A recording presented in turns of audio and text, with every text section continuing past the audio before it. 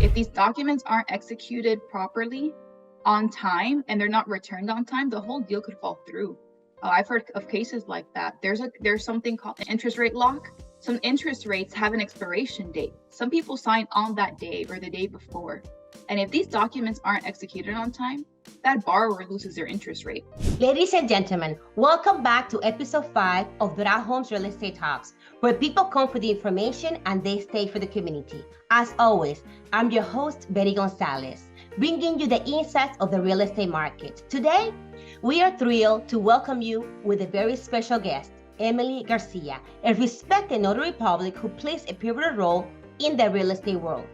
Emily is not just any notary. She is an expert in her field, working with end closings, where her expertise in real estate closings transactions has made a significant impact.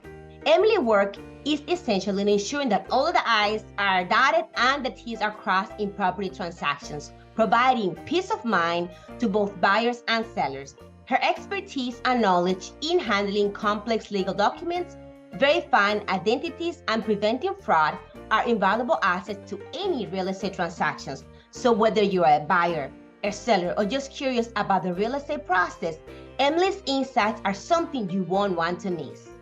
Join us so we dive into the world from a unique perspective of a notary public. Emily, it's an honor to have you with us here today. Good morning. Good morning. Thank you so much. Thank you for having me. Okay, so if you want to tell us just a little bit about you, where you're from, how did you come into the world of notary public? Just tell us a little bit about that. Yeah, thank you so much. So my name is Emily Garcia. I'm born and raised here in Miami. I became a notary public 5 years ago. It was through my mom, actually. My mom is also a real estate agent, and she's been doing the notary work for about 15 years. So as soon as I turned 18, she said, Emily, you're legal of age. Let's go get your notary stamp, your notary license. So that's what I did. And she really helped me start this notary public career because she was doing it.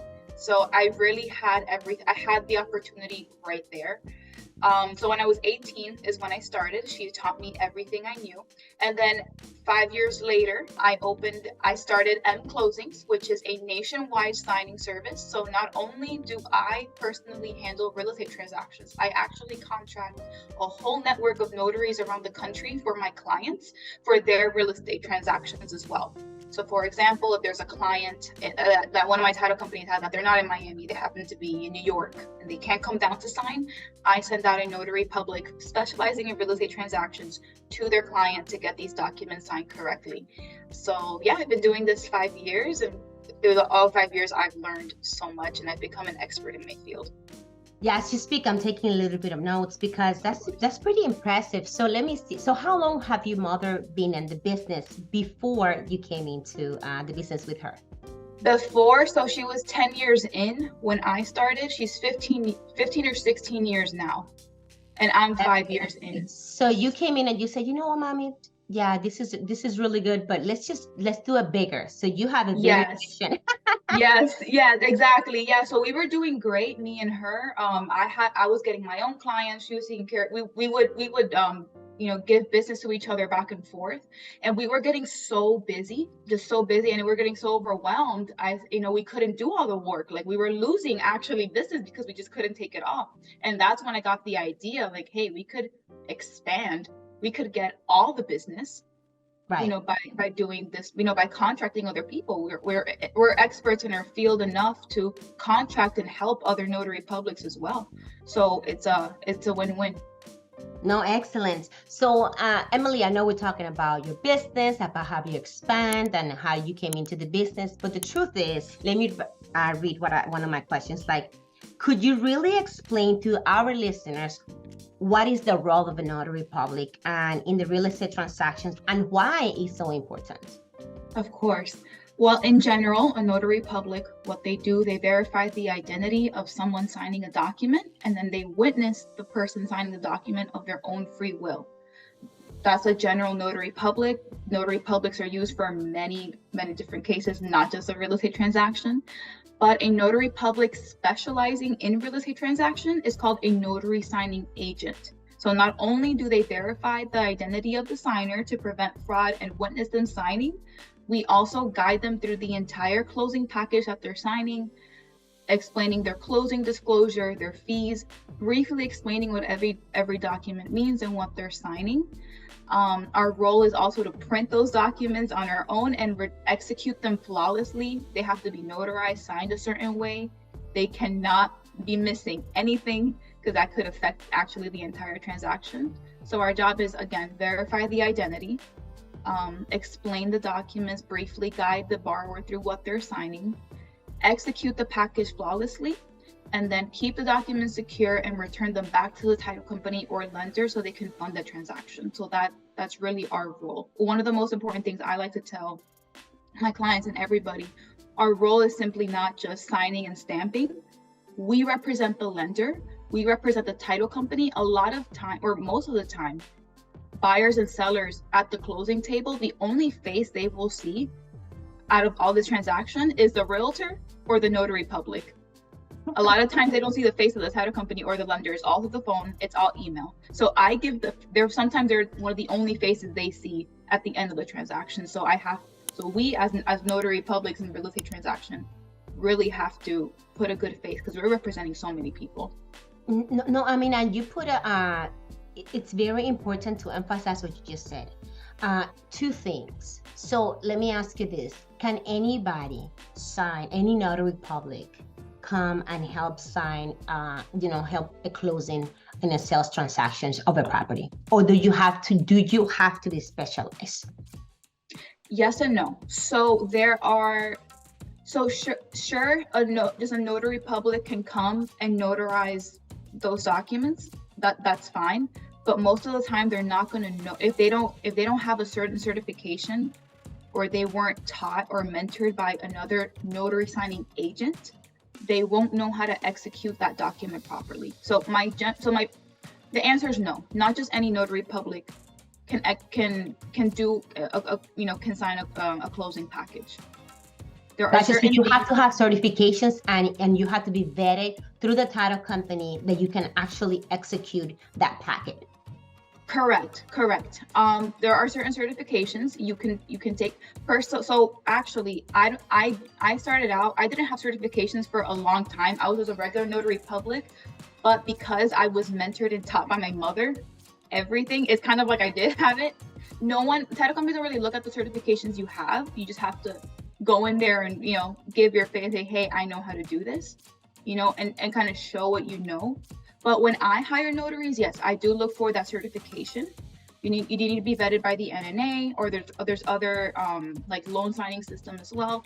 They certify you on how to execute real estate transactions. So yes, you do. So no, this is really important, Emily, because the truth is, if you just go with any title company or just anybody, that they're not trying to get the best of the best, it could cost you your closing. It could cost you your close. It could cause the deal to fall through if these documents aren't executed properly on time and they're not returned on time. The whole deal could fall through. I've heard of cases like that. There's something called an interest rate lock. Some interest rates have an expiration date. Some people sign on that day or the day before, and if these documents aren't executed on time, that borrower loses their interest rate that they had already locked in. This is such a key moment that you just said that, because it takes such a long time, especially nowadays, looking for a property. It could take me seriously 3, 5, 6, even 7 months to help a client find and secure the property. And just think about it. By the time you find it, you're not done with it. Now is when the real estate transaction actually happens, and the closing is usually 45 days, 30 to 45 days from when we submit that offer. Now think about it. Most lenders give you a 90-day document, and after you lock in your rates, they cannot lock in your rate indefinitely. So usually it comes down to the wire, like to the last days. So it is important that your notary public know exactly what you're doing. Not only that, a lot of clients believe that they're going to get the keys at the table. Sometimes that could happen, but if that funding doesn't happen, because something went wrong during the transaction at the closing table, then you will not get that key. And you might lose out on all of that stuff that you just mentioned. So thank you so much for clarifying. This is so good. I really love bringing people like you, because it helps clarify a lot of these misconceptions, or people believe it's just a given just because it's the day of closing, that's it. I'm just going to close right here and nothing else is gonna go wrong. No, the deal is not over until that closing, the funding closes, and they verify all of the until funding happens. Exactly. Yeah, we're not just a lot of new notaries getting into the real estate business say, I'm just a notary. But no, it's at that point, it's in your hands, it's in our hands to make sure those closing documents are correct and returned on time. There's a certain time period, to return them at a perfect time, so then borrowers can get their keys, so everything can happen smoothly. We're not just notary publics. I'm sorry, Emily. It's sorry. Okay. It's just that the question came. So who do you return these documents to? To the title company. So normally if I'm booked, if I have closings back to back, I have my mobile scanner, and you've seen me. I have my scanner and I scan right at the closing table, and then they send those to the lender. The lender approves the documents are signed, and then they release the funds. Because, for example, like a lot of clients or a lot of closings that I've done, the sellers have closed even a week prior. Sometimes they just done what is called pre-signing. And then the buyers are closing or signing on that day. So both documents have to marry together in order for that transaction to be completed. Correct. So if you don't send those immediately, or just hang on to it for the rest of the day and then send it at nighttime, then that could delay the actual funding and the client actually getting the keys. Exactly. Correct. Okay, excellent. So I have another question for you. So, so what does the closing process typically involve, and what are the key responsibilities during this process in your arena? Yeah. So I know from your perspective and from the perspective of buyers and sellers, like you said, is 45 to 90 days. That's a whole process that I am not a part of. The notary public is literally there at closing day. So what the process looks like for me, the title company reaches out, hey, we have a closing, certain time, certain place, can you be there? Or if like, hey, we have a closing, I say, hey, I can't be there, but I can send another notary public on my team. Once I've received the appointment, I call and confirm to the seller or the buyer, confirm that the appointment is set. Title company sends me all the documents. I print them out. I prep the documents. I make sure everything is filled out. Everything is in order before I get there. That way the closing is a lot smoother once I'm at the table and I'm not rushing. And then I go meet the signer, we get everything signed. I guide them through what they're signing. If we have any questions, we call the lender or the title company. Once everything is signed, I scan everything back to the title company. If I have to personally deliver to the title company, that's immediately what I'm gonna go do. Or sometimes I get a FedEx label. Like for example, if a seller is pre-signing, they're not really in a rush to get these documents, I drop them off at the nearest FedEx, get a receipt, and keep an eye on tracking just to make sure it gets to the title company. So that's really what the closing process looks like on my side. Now, Emily, what do you say you have to do? You like doing filling out the information? So what information are you filling out in these forms? I'm mostly filling out my notary blocks. So wherever I stamp, I have to fill out the date, the name, my credentials, and all that stuff. That takes a while.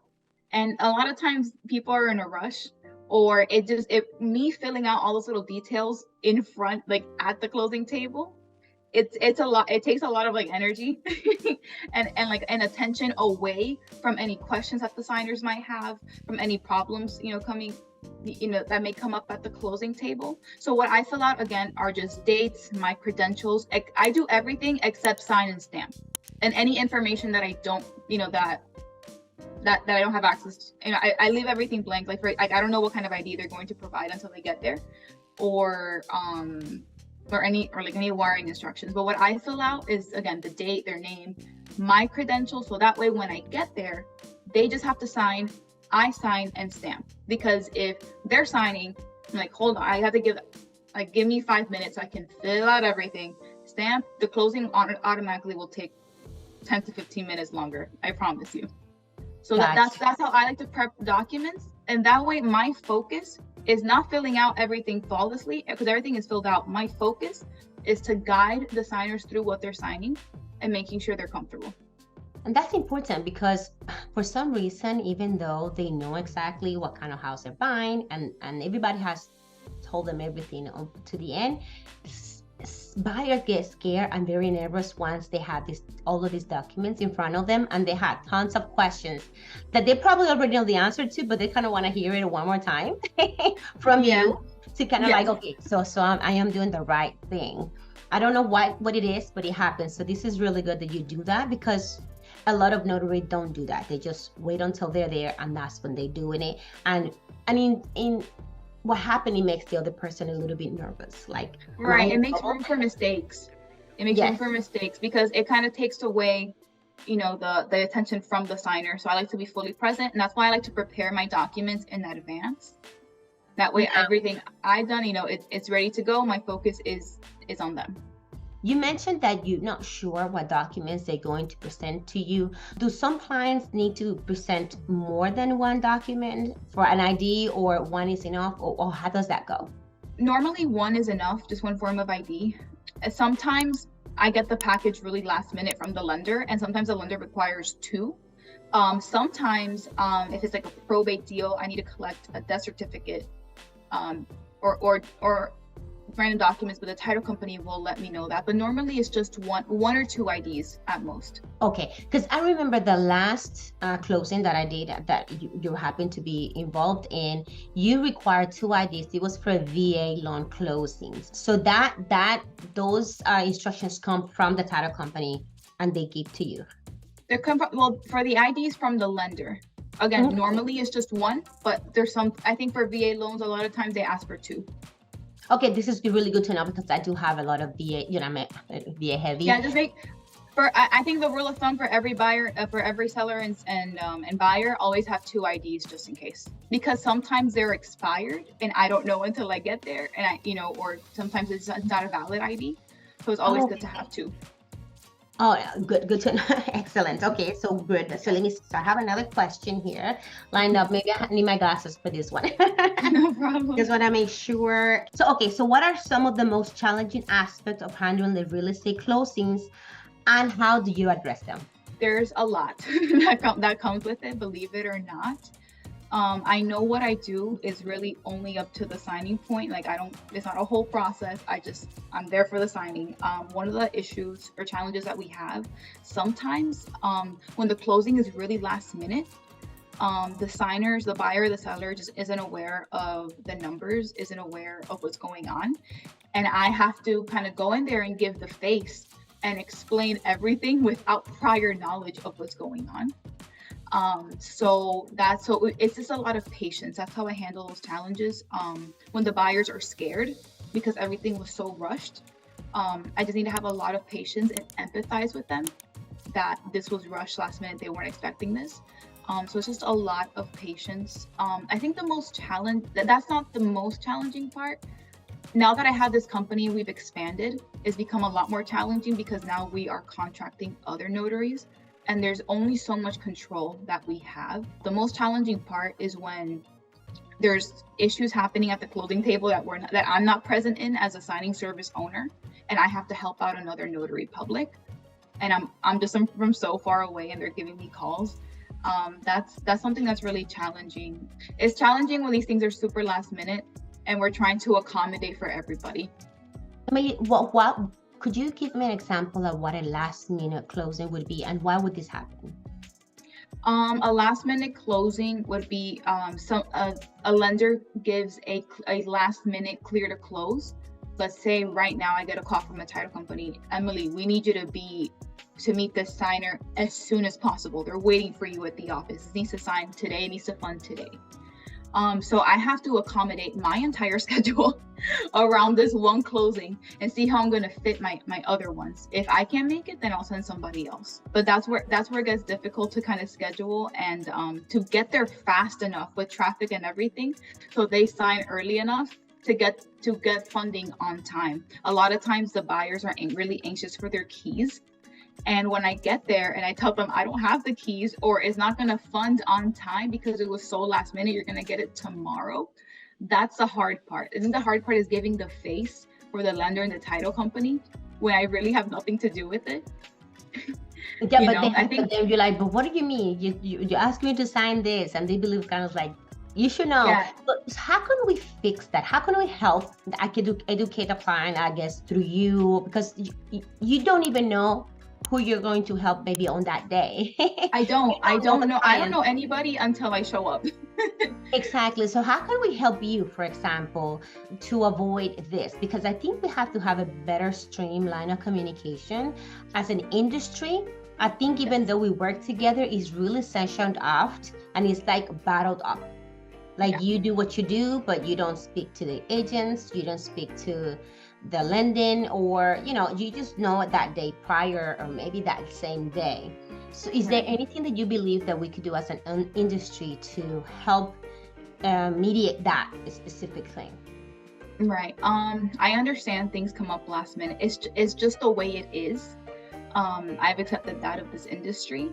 It's last minute. It is what it is. When I go to the closing and it's last minute and the buyers are complaining, I tell them, hey, this happens all the time. You are not the only one. You are not the only one that this happens to. So that's what we need to accept. Number two, I would advise buyers and sellers to just really request the numbers. You're supposed to receive a closing disclosure 3 days prior to your closing day. And a lot of times they get to the closing and they haven't received it. There are last minute changes. There are last minute things that the lender requires. It is what it is. Just constantly be aware of what your numbers are. If you don't request that, everyone has a million things going on. So please request it. So at closing, you already know what you're signing and you're not getting surprised by all these little, new fees or new numbers that you're seeing. And just make sure 3 days prior to the closing, you have a closing disclosure. Right. And that's one is the key. I mean, for our listeners to know, you have to make sure you have the right lender and the right title company, because if you have the right team by your side, these things should be mitigated and you should know your numbers.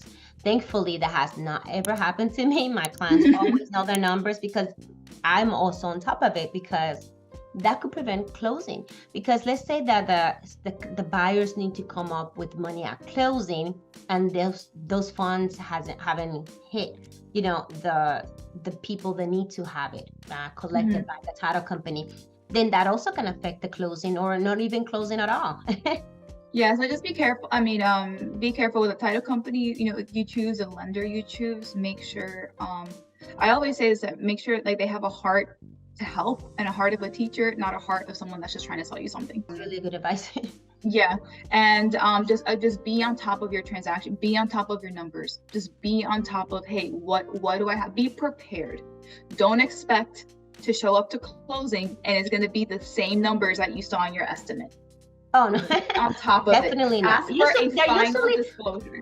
They're usually lower, but still. You make it lower somehow, Betty. Like the closings I've done with you, they're like, oh my gosh, it's lower. So you make sure it's that way. But a lot of times in other instances, it's not. It's not. So I would advise to just be on top of your closing disclosure. Always ask for a final closing disclosure. That's good advice. Good advice. Oh my goodness. So I have one more question for you, Emily. I know you're busy. You probably have to go to some closings. So could you discuss the extent of your legal authority as a notary during the real estate closing? Right. The legal extent is just I need to verify the identity, make sure they're signing of their own free will. So there's a difference. I can guide the borrowers through what they're signing, explain the documents based on what I'm seeing in front of me. I cannot give any legal advice to them at that moment. That's where it stops. I can't change anything in the documents. If anything needs to be changed in the documents or they're asking for advice, they need to get on the phone with their realtor, their lender, or the title company. Got you. Yeah, my legal authorities, stop at verifying their identity and if they're going to sign or not. I can't make them sign anything. I can't convince them. My legal authority again is to just verify their identity, make sure they're signing of their own free will, briefly explain what they're signing, but ultimately they need to agree. to sign. That's really all I can do. I'm just in constant communication with the title company, the lender, or the realtor. That's as far as I can go. And I hope that gives you guys a peace of mind that I'm not going to do anything to harm, or we're not really authorized to do anything to put your, to jeopardize your transaction. No, that's really good to know, because at the end of the day, you're not a lawyer. You're just there to confirm that the person is who they say they are, and that the documents that they're signing are the documents that they knew that they were going to sign and that they want to sign it, that they agreed to a lot of the agreement, basically. Correct. And my job is to bring them peace to the closing table. And I bring them peace by showing, hey, this is what you're paying. This is your interest rate. This is just explaining what I'm seeing confidently. This is what I'm seeing. And by the way, guys, I've had several closings with Emily, and she is great. She really gives you this peace of mind, like, oh my God, this is the last stop, and I have a great closing agent. So thank you so much for doing that, especially helping my VA loan closings. I love my clients, and I want them to have white glove treatment, and I'm so glad that you're able to provide that service.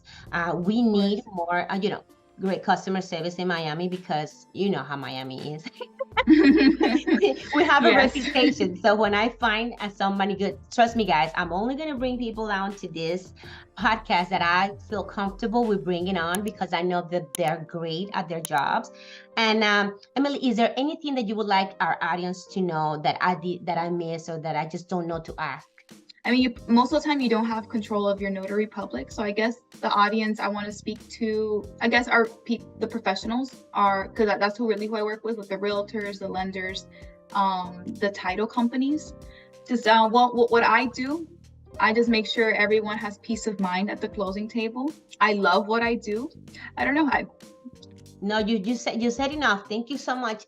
I really like the perspective from your end, because I don't think people hear from the notary public agents that are at the closing table, that the real estate transactions. So I really appreciate you coming on today to educate my audience. Now, Emily, before I let you go, where can people find you, and how can people, like, if they want to make sure that you are their notary public, how can that happen? Or do people have any control over that? The buyer and seller most of the time don't. If I do happen to know, like if they're friends of mine or acquaintances, a buyer and seller, and they want me to close their deal, they can tell the title company, be like, hey, I have this great notary public, and they can refer me. But the best referrals I could get are from realtors and lenders. If they refer me to a title company, be like, hey, I have this amazing notary public. I love what she does. You're in good hands. That is how you could work with me. You can also find me at www.mclosingsnotary.com, and then on Instagram at mclosings, that it's the letter E, the letter M, and then closings.